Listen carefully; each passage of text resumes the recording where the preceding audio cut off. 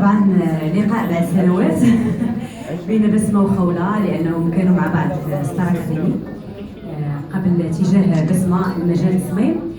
فنبغي نقول أن يعني هذا أول حضور بسمة. رجع الله ياسين عفاكم يخليكم. لا رجع الله المجال يعني المصورين. نبغي نشكر بسمة الصديقة ديالي والأخت ديالي، نعتبرها أخت ديالي أنا، لباس الدعوة.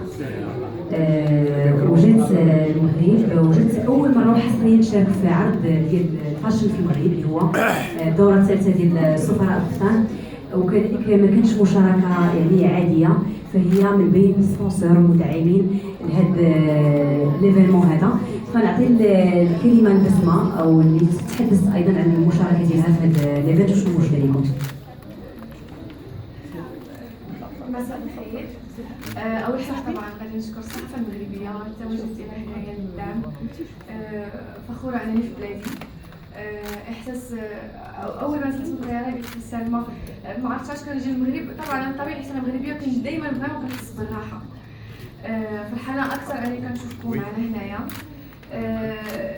الدعم ديال لي زيفينمون هذا واجب على كل مغربي انه يديروا الوطن ديالو. مي انا سلمى وهدى عزيز بزاف على قلبي. فاش هضروا معايا طبعا ما فكرتش نهائيا. قلت لها انا سيغمون غادي نكون معكم باذن الله. انا اللي ليا الشرف انني نكون هنايا.